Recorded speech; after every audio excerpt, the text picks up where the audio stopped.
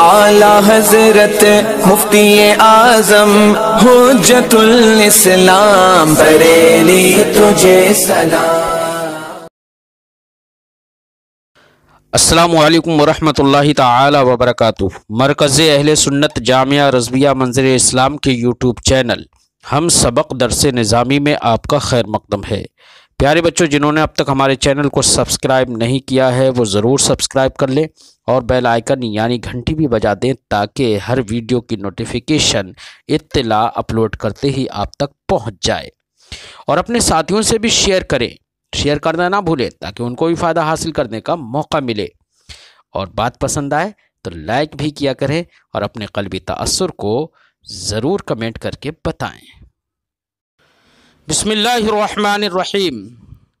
व इंदना तमक्कन फ़ीहि शुबहतुन लिअन्नहु उलिमा अन्नहु गैरु महमूलिन अला ज़ाहिरी व हुवा इरादतुल कुल व उलिमा अन्नल मुरादा अलबाद बेतरीक़िल मजाज़ फ़इज़ा कान कुल्लु अफ़रादिही मिअतन व उलिमा अन्नल मिअत गैरु मुरादतिन फ़कुल्लु वाहिद मिनल अअदाद अल्लती दूनल मिअति मुसाविन फ़ी अन्नल लफ़्ज़ मजाज़ुन फ़ीहि फ़ला यसबुतु अददुन मुअय्यनुन मिनहा लिअन्नहु तरजीहुन मिन गैरि मुरज्जिहिन इला आखिरिल इबारा। आज साहिब तौज़ीह अहनाफ का और अपना मज़हब बयान कर रहे हैं। फरमाते हैं कि वो आम जिसका क़स्र कलाम मुस्तकिल के ज़रिए से हो, जिसका नाम तख़सीस रखा जाता है, तो ऐसे क़स्र की सूरत में, तख़सीस की सूरत में क्या आम हुज्जत रहेगा या नहीं रहेगा? तो फरमाते हैं कि मज़ाहिब इससे पहले कुछ गुज़रे।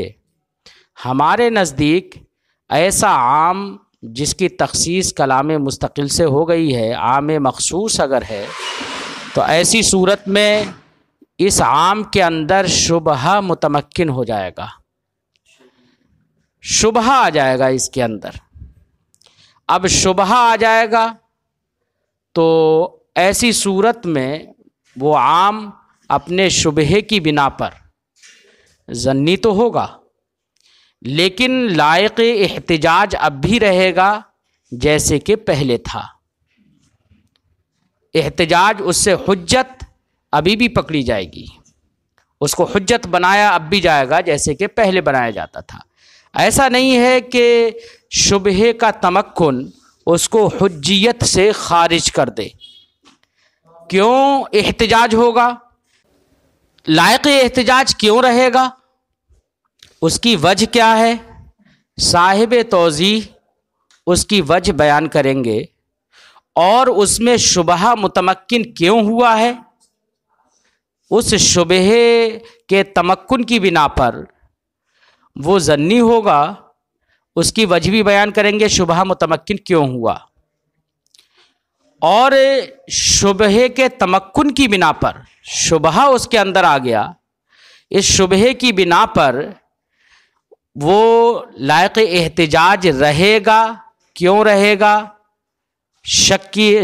उसकी वजह साफ साफ लफ्ज़ों में ये बताएंगे कि शक और शुबहा ही तो उसमें मुतमक्किन हुआ है, जबकि इससे पहले वो लायक एहतिजाज था यकीनी तौर पर जब तक कि तख़सीस नहीं हुई थी। तो अब शुबहे की बिना पर यकीनी अम्र कैसे ज़ाइल हो सकता है? वल यकीनु ला यज़ूलु बिश्शक, यकीन शक की बिना पर ज़ाइल नहीं होता है। ये दलील है इस बात की कि शुबह के तमक्कुन की बिना पर वो आम अभी भी हुज्जत रहेगा जैसे कि पहले हुज्जत था। हाँ, वो मजबूती और वो कतईयत नहीं रहेगी उसमें जो कि बग़ैर तख़सीस के थी या क़ब्ल तख़सीस थी। यह है ख़ुलासा आज की इस बयान का। फरमाते हैं व इंदना तमक्कन फ़ीहि शुबहतुन, हमारे नज़दीक उस आम के अंदर शुबहा मुतमक्किन हो गया जिसकी तख़सीस हो गई है। क्यों शुबहा मुतमक्किन हो गया? लिअन्नहु उलिमा अन्नहु गैरु महमूलिन अला ज़ाहिरी, अन्नहु गैरु महमूलिन अला ज़ाहिरी, کیونکہ یہ بات معلوم ہو گئی کہ وہ اپنے ظاہر پر محمول نہیں ہے۔ بھئی جب بعض کی تخصیص ہو گئی ہے تو بعض افراد مراد ہو رہے ہیں اس سے، جبکہ وہ موضوع تھا کس کے لیے؟ شامل تھا کس کو؟ سب کو شامل تھا۔ اور جب بعض کو بعض مراد ہو رہے ہیں تو اس کا مطلب وہ اپنے ظاہر پر، اپنی حقیقت پر محمول نہیں ہو رہا ہے۔ وَهُوَ إِرَادَةُ الْكُلِّ، اس کا ظاہر اور اس کی حقیقت کیا ہے؟ کل کا مراد لینا، اور وہ اس پر محمول نہیں ہے۔ فعلما، تو یہ بھی جان لیا گیا، ان المراد البعض، کہ مراد بعض ہیں، اور بعض کا مراد ہونا بطریق المجاز، یہ بطریق مجاز ہے۔ کیوں؟ اس لیے کہ وہ تو شامل تھا سب کو، موضوع تھا سب کے لیے، اب بعض مراد ہو رہے ہیں تو سب معنی موضوع لہو میں مستعمل نہیں ہو رہا ہے اب وہ، تو اب بعض کا مراد لینا یہ بطریق مجاز ہے، کسی نہ کسی قرینہ اور کسی نہ کسی دلیل کی بنا پر ہے نا۔ فَإِذَا كَانَ، ابھی اس کو تمثیل سے بتا رہے ہیں، فَإِذَا كَانَ كُلُّ أَفْرَادِهِ مِئَةً، مثال کے طور پر کوئی عام ہے، اب آپ یہ نہ سمجھیں کہ یہاں پر تحدید کر دی، ایک مثال تمثیل دے رہے ہیں۔ فرماتے ہیں کہ بالفرض کوئی ایسا لفظ ہے عام کہ جس کے افراد کل 100 ہیں، کتنے ہیں؟ 100 ہیں۔ وَعُلِمَ أَنَّ الْمِئَةَ غَيْرُ مُرَادَةٍ، اور یہ بھی معلوم ہو گیا دلیل سے اور قرینے سے کہ پورے 100 مراد نہیں ہے۔ اب جب 100 مراد نہیں ہے، اب 100 سے کم ہی مراد ہیں، اب کتنے مراد ہیں؟ تو اب عام 100 سے کم جتنے ہیں ان میں بولا جائے گا۔ اب ہر ایک میں ہو سکتا ہے 3 مراد ہوں، ہو سکتا ہے 5 مراد ہوں، ہو سکتا ہے 80 مراد ہوں، 50 مراد ہوں، 99 مراد ہوں، جو بھی مراد ہو سکتا ہے۔ اب ہر ایک عدد کے اندر یہ عام مساوی ہوگا نہیں ہوگا؟ ہوگا نا مساوی؟ یا تو دلیل قائم ہو جائے کہ اتنے ہی مراد ہیں تو یہ ایک الگ بات ہے، اور جب تک تعین پر دلیل قائم نہیں ہو رہی ہے تو کسی ایک فرد معین کو مراد لینا یہ ترجیح بلا مرجح ہوگا۔ اس لیے اب 100 سے کم جتنے بھی افراد ہیں ان افراد میں سے ہر فرد کے اندر یہ عام مساوی ہوگا، ٹھیک ہے۔ وعلماء، یہ بھی جان لیا گیا، ان المئۃ غیر مرادۃ، کہ 100 مراد نہیں ہے۔ فکل واحد من الاعداد التي دون المئہ مساو فی ان اللفظ مجاز فیہ، تو ان اعداد میں سے ہر ایک عدد جو کہ 100 سے کم ہے، جو 100 سے کم ہے، ان میں سے ہر عدد مساو فی، اس سلسلے میں مساوی ہوگا ہر عدد کہ ان لفظ مجاز فی ہے، کہ لفظ اس میں مجاز ہے۔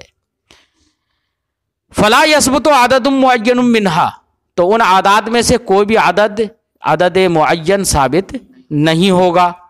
کیوں؟ کوئی عدد معین اگر ثابت کریں تو خرابی کا لازم آئے گی۔ فرماتے ہیں لأنہ ترجیح من غیر مرجح، کیونکہ یہ ترجیح بغیر مرجح کے ہوگی۔ ہاں اگر مرجح ہو جائے تو ایک الگ بات ہے۔ ثم ذکر، تو اب اس سے یہ سمجھ میں آ گیا کہ عام سے جب بعض مراد ہیں تو بعض کا مراد لینا یہ علی وجہ المجاز ہے، علی طریق المجاز ہے، یہ معلوم ہو گیا نا۔ تو اب ایسی صورت میں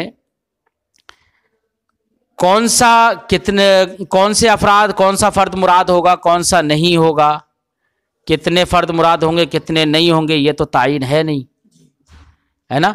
اب اسی میں شبہہ پیدا ہو گیا۔ اب شبہہ کے تمکن کی وجہ سے، اسی شبہے کے تمکن کی وجہ سے اس کے اندر ظنیت آ گئی، کچھ کمزوری آ گئی۔ اب اس کمزوری کا اثر کیا ہوگا؟ اب اس کا اثر یہ ہوگا کہ جس طریقے سے امام شافعی رضی اللہ تعالی عنہ ہر عام کو خبر واحد اور قیاس سے خاص کر لیتے تھے کیونکہ ان کے نزدیک ظنی تھا، اب شبہ ہمارے نزدیک بھی پیدا ہو گیا اس میں، تو اب اس کا اثر یہ ہوگا کہ خبر واحد سے بھی اس کی تخصیص ہو جائے گی، قیاس سے بھی اس کی تخصیص ہو جائے گی۔ بات سمجھائی؟ یہ امام شافعی کے عام کی طرح ہو جائے گا اب اس طرح، اس صورت میں۔ فرماتے ہیں ثم ذکر ثمرۃ تمکن الشبہۃ فیہ، اس میں شبہے کے تمکن کا ثمرہ پھر مصنف نے ذکر کیا اپنے اس قول سے، فَيَصِيرُ عِندَنَا، تو یہ عام اب ہمارے نزدیک بھی کالعام الذی، اس عام کی طرح ہو جائے گا، الذی لم یخص عند الشافعی، جو امام شافعی کے نزدیک مخصوص نہیں تھا، کیونکہ امام شافعی کے نزدیک کوئی بھی عام جو جس کی تخصیص بھی نہیں آئی ہو تب بھی وہ اس کو ظنی ہی مانتے ہیں، ہے نا؟ تو اب ہمارے نزدیک یہاں بعد تخصیص وہ اس عام کی طرح ہوگا۔ امام شافعی رحمہ اللہ کے نزدیک جس عام میں تخصیص نہیں ہوئی ہے وہ بھی ان کے نزدیک ظنی تھا، اب یہ بعد تخصیص ہمارے نزدیک بھی اسی عام کی طرح ہوگا، یعنی ظنی ہو جائے گا۔ حتی یخصصہ خبر الواحد والقیاس، یہاں تک کہ اب اس کی تخصیص خبر واحد بھی کر دے گی اور قیاس بھی۔ ثم اراد ان یبین ان مع وجود هذه الشبهة لا يسقط الاحتجاج به، پھر مصنف نے چاہا کہ وہ یہ بھی بتا دیں کہ اس شبہے کے باوجود ایسے عام سے احتجاج ساقط نہیں ہوتا ہے۔ کیوں نہیں ہوتا ہے ساقط؟ تو اس کو اس کی وجہ بتائی، فقال، تو مصنف نے کہا لیکن لا یسقط الاحتجاج بھی، یہ عام ظنی تو ہو گیا لیکن اس سے احتجاج ساقط نہیں ہوگا،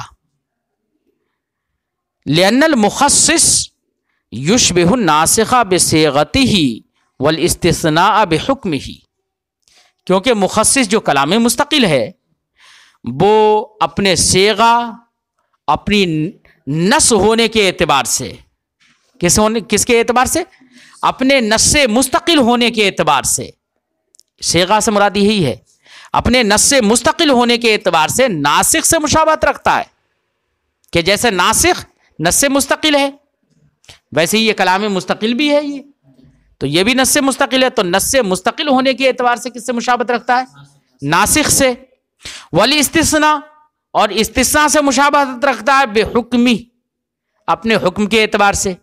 کیسے؟ کہ جیسے استثناء یہ بتاتا ہے کہ مستثنی مستثنی منہ میں داخل نہیں ہے، ایسے ہی مخصص، کلام مستقل جو مخصص ہوتا ہے وہ بھی یہ بتاتا ہے کہ مخصوص منہ میں داخل نہیں ہے۔ بات سمجھ آئی؟ تو اس کو مشابہت کس سے، مخصص کو مشابہت کس سے ہو گئی؟ ناسخ سے بھی ہو گئی اور استثناء سے بھی مشابہت ہو گئی، تو دونوں سے مشابہت ہے، تو اب دونوں کی مشابہت کا اعتبار کیا جائے گا، رعایت کی جائے گی۔ کیا کیا جائے گا؟ رعایت۔ فرماتے ہیں قلنا، جب یہ دونوں سے مشابہت رکھتا ہے تو ہم نے کہا، وہ فرماتے ہیں کہ استثناء سے مشابہت رکھتا ہے بحکم ہی، اپنے حکم کے اعتبار سے، لما قلنا، وجہ اس کی وہی ہے مشابہت کی جو ہم نے بیان کر دی ہے ماقبل میں، جو ابھی ہم نے ذکر کیا کہ جیسے استثناء یہ بتاتا ہے کہ مستثنی داخل نہیں ہے مستثنی منہ، ویسے مخصص بھی یہ بتاتا ہے کہ مخصوص منہ میں داخل نہیں ہے۔ فَإِنْ كَانَ مَجْهُولًا، تو اگر یہ مخصص مجہول ہو، کیا ہو؟ مخصص مجہول ہو، یسقط فی نفسہ للشبہ الاول، تو شبہ اول کی بنا پر یہ خود سے ساقط ہو جائے گا۔ شبہ دونوں یاد رکھنا، کسی ایک مشابہت کا اعتبار صرف نہیں کیا ہے احناف نے، بلکہ دونوں مشابہتوں کا اعتبار کیا ہے۔ تو اب عقل یہ کہے گی کہ جب ناسخ سے مشابہت ہے مستقل ہونے کی جہت سے، تو اب ناسخ سے مشابہت ہونے کی بنا پر یہ چونکہ کلام مستقل ہے، اس میں جہالت ہے، تو یہ خود ہی ساقط ہونا چاہیے۔ کیوں؟ اس لیے کہ یہ مستقل ہے، اس کی جہالت صدر کلام تک متعدی نہیں ہوگی، خود سے ساقط ہونا چاہیے اسے۔ اور استثناء سے بھی مشابہت ہے، اور استثناء اگر مجہول ہوتا ہے تو جہالت متعدی ہوتی ہے نا، متعدی ہوتی ہے، تو اس کی بھی رعایت کرنا پڑے گی۔ تو اب دونوں کی رعایت کرتے ہوئے کیا نتیجہ سامنے آگا وہ بتا رہے ہیں۔ فرماتے ہیں کہ فَإِنْ كَانَ مَجْهُولًا، اگر یہ مجہول ہو، یسقط فی نفسہ، تو یہ فی نفسہ ساقط ہوگا للشبہ الاول، ناسخ سے مشابہت ہونے کی وجہ سے۔ وَيُوجِبُ جَهَالَةً فِي الْعَامِ، اور عام کے اندر یعنی جو مابقی افراد ہیں یا جو عام جس سے تخصیص کی گئی ہے اس عام کے اندر جہالت کو واجب کرے گا للشبہ الثانی، استثناء سے مشابہت کی وجہ سے. بات سمجھ میں آئی؟ فدخل الشک، تو ناسخ سے مشابہت یہ بتا رہی ہے کہ اسے ساقط ہونا چاہیے، استثناء سے مشابہت یہ بتا رہی ہے کہ اسے ساقط نہیں ہونا چاہیے، اسے ساقط نہیں ہونا چاہیے، کیونکہ استثناء اگر مجہول ہو تو ساقط تھوڑی ہوتا ہے، وہ جہالت پیدا کرے گا. بات سمجھ میں آئی؟ تو دونوں سے مشابہت کی بنا پر یہ سمجھ میں آیا کہ ایک کی مشابہت بتا رہی ہے کہ ساقط ہونا چاہیے، ایک کی مشابہت بتا رہی ہے ساقط. اور یہ جبکہ عام اس شبہ سے پہلے کیا تھا؟ یقینی تھا نا، اس سے احتجاج یقینی تھا. بات سمجھ آئی؟ فدخل الشک فی سقوط العام، تو سقوط عام میں شک داخل ہو گیا کہ ساقط ہوگا یا نہیں ہوگا. ایک مشابہت بتا رہی ہے ساقط ہوگا، ایک مشابہت بتا رہی ہے ساقط نہیں ہوگا، شک داخل ہو گیا نا. فدخل الشک فی سقوط العام، تو عام کے سقوط میں شک داخل ہو گیا. فلا یسقط بہ، تو اس شک کے دخول کی بنا پر عام ساقط نہیں ہوگا. کیوں ساقط نہیں ہوگا؟ وجہ بتا رہے ہیں، اے بھی شک، شک کی بنا پر ساقط نہیں ہوگا. کیوں؟ اذ قبل تخصیص کانا معمولا بھی، کیونکہ تخصیص سے پہلے وہ عام معمول بھی ہی تھا، اس سے احتجاج ہو رہا تھا یقینی طور پر، تو اس کا معمول بھی ہونا شک سے پہلے یقینی تھا. اور جو شے یقینی ہو وہ شک کی بنا پر زائل نہیں ہوتی ہے نا. فرماتے ہیں اذ قبل تخصیص کانا معمولا بھی، کیونکہ تخصیص سے پہلے یہ عام معمول بھی تھا. فلما خصا دخل الشک، تو جب اس کی تخصیص کر لی گئی تو شک داخل ہوا. کس سلسلے میں؟ فی انہ حل بقی معمولا بھی ام بطلا، کہ اس سلسلے میں شک باقی ہوا، داخل ہوا کہ کیا اب یہ عام معمول بھی رہے گا یا معمول بھی نہیں رہے گا، یا معمول بھی ہونا اس کا باطل ہو جائے گا. فلا یبطل بالشک، تو اس کا معمول بھی ہونا یہ شک کی بنا پر باطل نہیں ہوگا. وَإِن كَانَ الْمُخَصِّص معلوماً، اور یہ تو اس صورت میں تھا جبکہ مخصص مجہول ہو. تو اب دیکھو شک کی بنا پر ساقط نہیں ہوا نا. کیوں؟ اس لیے کہ شے یقینی، الیقین لا یزول بالشک، یقین شک سے زائل نہیں ہوتا ہے، یہاں پر شک ہی تو ہوا، اس لیے ہمارے نزدیک اب بھی وہ احتجاج کے لائق رہے گا اور معمول بھی ہی رہے گا. بات سمجھ میں آئی؟ ما بقیہ میں وَإِن كَانَ الْمُخَصِّص معلوماً، اور اگر مخصص معلوم ہو، کیا ہو؟ مخصص معلوم ہو. فَلِلشِّبْهِ الْأَوَّلِ يَصِحُّ تَعْلِيلُهُ، تو مشابہت اول کی بنا پر، یعنی ناسخ سے مشابہت کی بنا پر اس کی تعلیل صحیح ہوگی، کیونکہ کلام مستقل ہے، اور نصوص مستقلہ متضمنہ للاحکام میں تعلیل اصل ہوتی ہے. تو شبہ اول کی بنا پر تعلیل صحیح ہے. شبہ اول کی بنا پر تعلیل ہونے کا مطلب یہ ہرگز نہیں ہے کہ ناسخ کے اندر علت نکال لی جائے پھر باقی کو بھی منسوخ کر دیا جائے، کیونکہ ناسخ میں اس طرح کی تعلیل صحیح نہیں ہوتی ہے. بات سمجھائی نہیں آئی؟ بلکہ یہاں پر ناسخ سے مشابہت ہونے کی بنا پر تعلیل صحیح ہونے کا مطلب صرف اتنا ہے کہ ناسخ سے مشابہت ہے، اس معنی کر کہ وہ بھی مستقل ہے، یہ بھی مستقل ہے. جب یہ مستقل ہے تو مستقل ہونے کی جہت سے اب اس میں تعلیل صحیح ہے. بات سمجھائی نہیں آئی؟ فرماتے ہیں تو شبہ اول کی بنا پر اس کی تعلیل صحیح ہے. لا یرید بقولہ فللشبہ الاول انہ من حیث انہ یشابہ الناسخ یصح تعلیلہ. مصنف کی مراد یہاں پر یہ نہیں ہے کہ شبہ اول کی بنا پر اس حیثیت سے کہ وہ ناسخ سے مشابہت رکھتا ہے اس کی تعلیل صحیح ہے. ناسخ سے مشابہت رکھنے کی بنا پر کہ مطلب یہ کوئی سمجھ لے اس سے کہ جیسے ناسخ میں تعلیل ہوتی ہے ویسے اس میں تعلیل ہوگی، یہ نہ سمجھے کوئی، یہ مراد نہیں ہے. کما یصح ان یعلل الناسخ، جیسے فرماتے ہیں کہ اس حیثیت سے کہ وہ ناسخ سے مشابہت رکھتا ہے تو اس کی تعلیل صحیح ہے، ویسے ہی جیسے کہ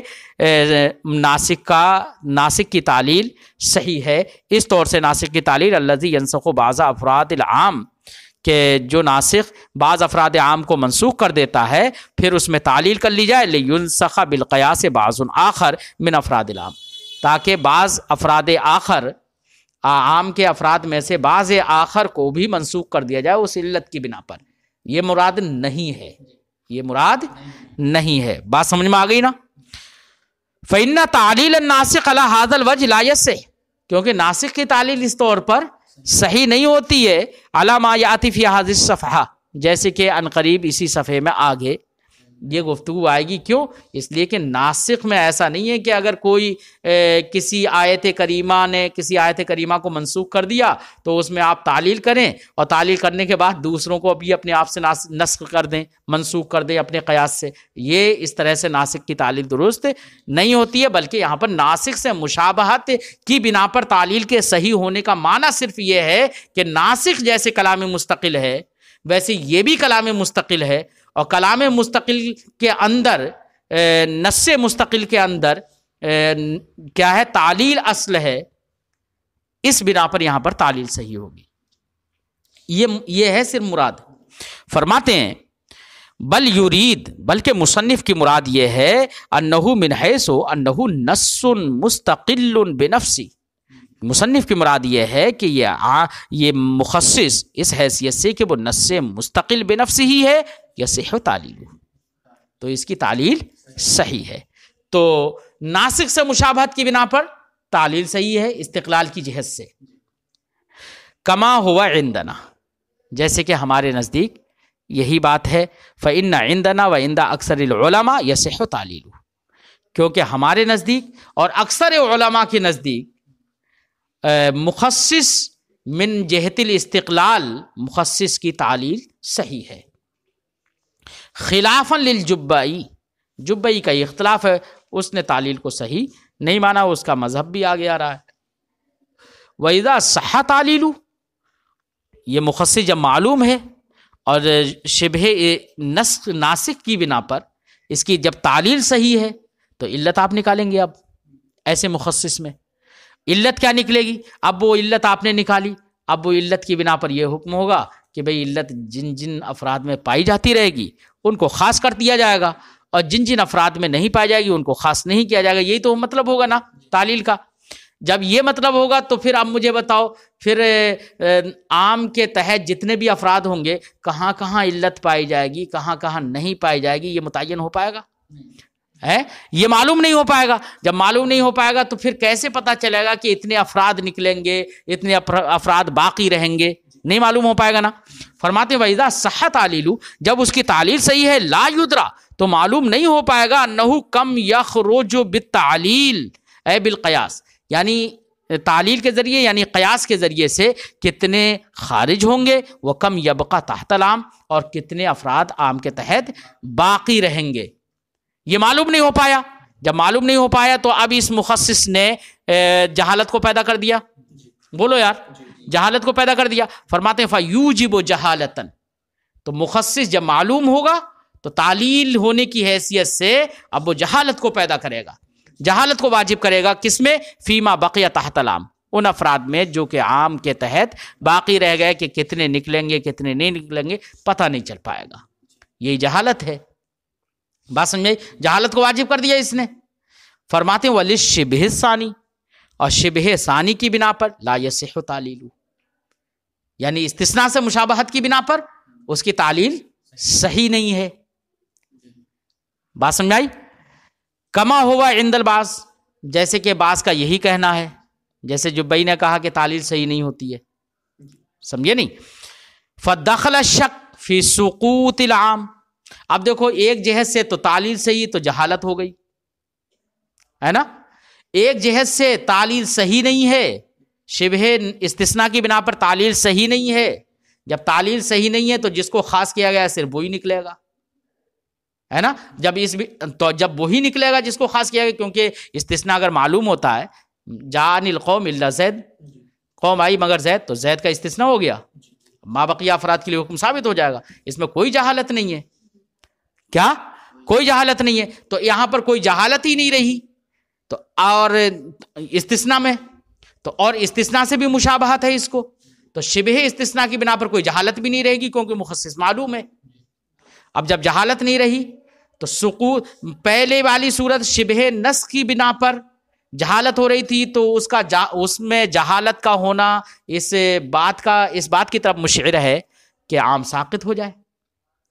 اور استثناء سے مشابہت ہے تو یہ مشابہت کی بنا پر یہ سمجھ میں آ رہا ہے کہ عام ساقط نہ ہو، تو اب ساقط ہوگا یا نہیں ہوگا، شک داخل ہو گیا نا۔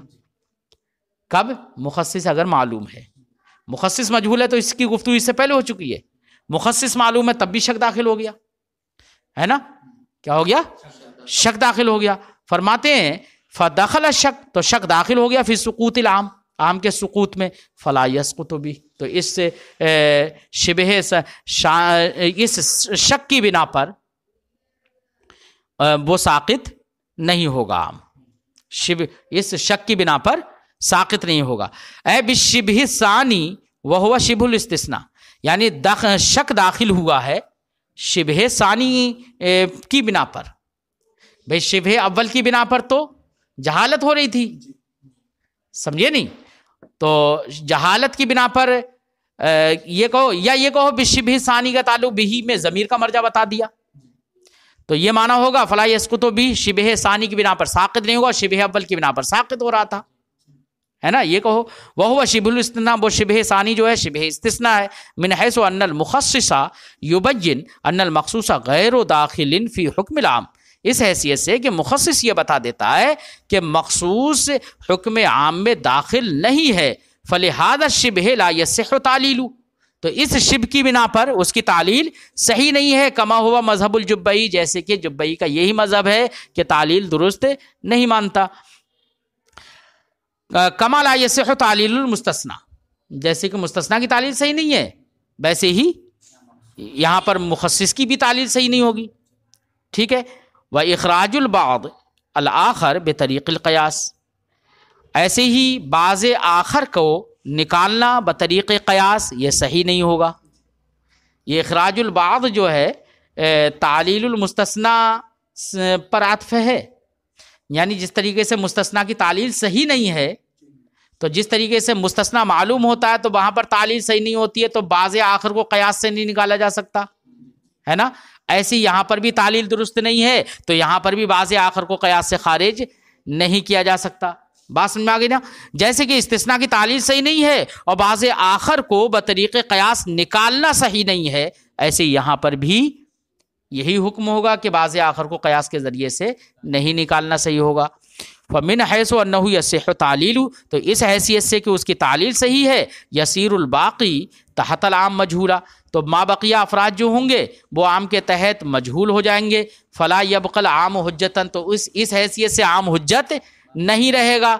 ومن حیث لا یصح تعلیل، اور اس حیثیت سے دیکھا جائے کہ اس کی تعلیل صحیح نہیں ہے، یبقى العام حجتاً، تو عام اس حیثیت سے حجت رہے گا۔